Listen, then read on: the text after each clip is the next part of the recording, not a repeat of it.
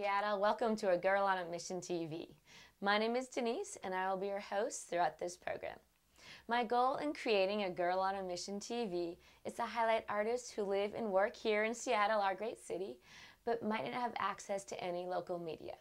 For more information on tonight's show or future episodes, please check out my blog at agirlonamissiontv.com. Thanks for tuning in, Seattle. I hope you are inspired. Hi there, welcome to this week's episode of A Girl on a Mission TV.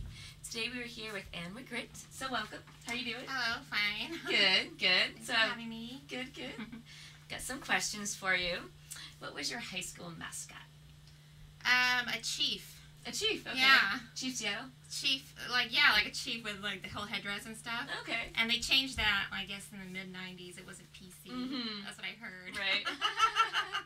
But it was a chief. It was a chief. In the 80s. Right. Are you a chocolate or vanilla person? Chocolate. Chocolate. On your car, do you have any bumper stickers, or have you had any bumper stickers on your car? My first car, I used to have the bumper sticker. My other car is a broom. Mm-hmm. And it was very appropriate. It was an old, black 1970 Cutlass Supreme. Oh, perfect. Scary looking.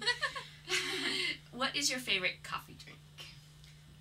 Hazelnut latte. Oh, yum. That's my favorite. What's your favorite adult beverage?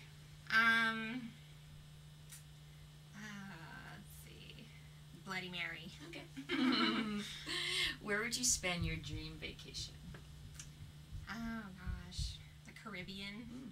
Fun. Have you been there? Yeah, I've been there okay. before, and I loved it. You want to go back? I wouldn't mind Great. going back. If you could speak another language, what would it be? Russian. Yeah. A person dead or alive you'd like to have lunch with? Frida Kahlo. That's a good one. Do you have a motto that you live by?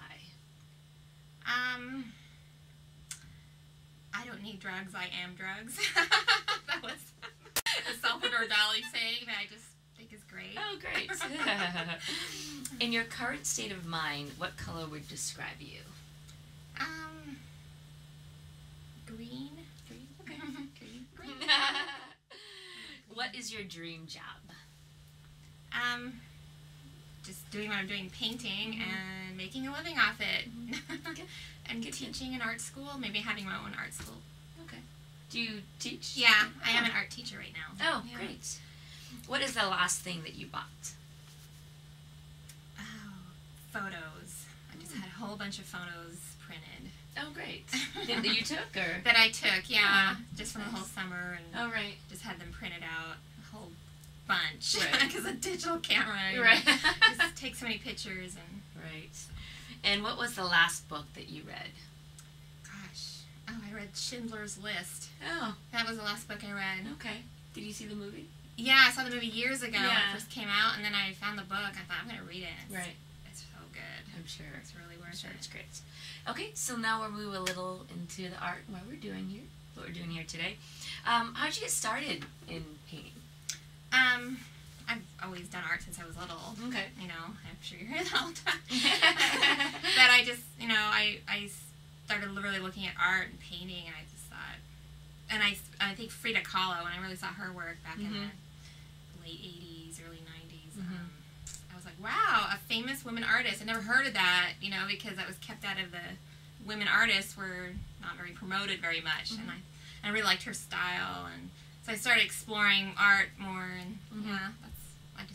and I thought it was a good way to express myself, because I was doing a lot of photography, and if it wasn't enough to me, I wanted to put my own stuff into it.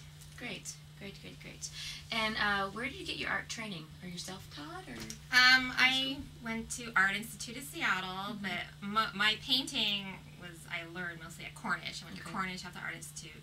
So Cornish, College of the Arts, and self-taught, basically. I majored in video. Okay. And so I just, the side classes were painting.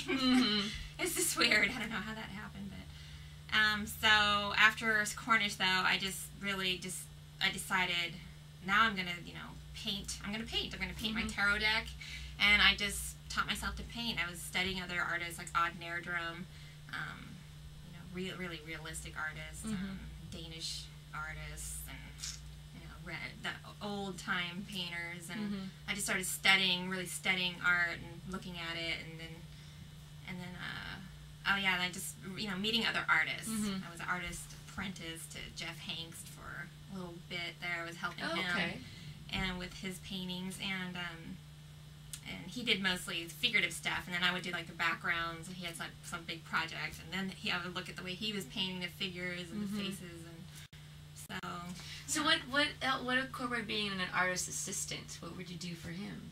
I would my job was, he had other assistants that would clean up and do stuff like that, but I didn't do any of that. I actually painted on the paintings, did the background on a lot of stuff, because he didn't like doing backgrounds. He didn't like doing architecture and stuff like that. Wow. And he had like this huge commission, all these paintings, and they were going to be hung in this big restaurant in New York. Right. And he's like, I really need help to do the backgrounds. And one of them was a huge carousel, and it was like a 1940s theme, and I painted this huge carousel, and and then he did like little touches, but basically he signed it on the I was end. gonna say. Yeah. It was really strange. You don't get any credit for that. No. You kind of waive those rights. Yeah, just because I was starting out, and it was great to be able to work with a great painter. Yeah. And to get that experience to be like in a real painting studio and changing things. And his client knew I was working on the background. I was kind of thought that was a little. It's like, oh, okay. He just accepted it as, oh, that's what artists do. Right. Yeah. At that time, it's a lot for people to know that there's artists out there that are signing their name, and they haven't done it. It may be more of a collaboration or commissioned work, and it has to be done at a time frame. A certain time frame, and it's like impossible. You can't do it. Right. And so you need to hire somebody to help you to do the rough work, like the stuff that's not that important. I guess you would say. And what would be the smallest thing that you painted, and then the largest thing that you've painted? The largest thing I've painted is 4 feet wide, 6 feet tall. Okay. And what was that for? Do you remember? Well, I did a triptych, and it was 3 pieces that size. Oh, wow. And that was one of my projects at Cornish. At the end of the year, we had a huge opening, and that was one of my things, was this big triptych.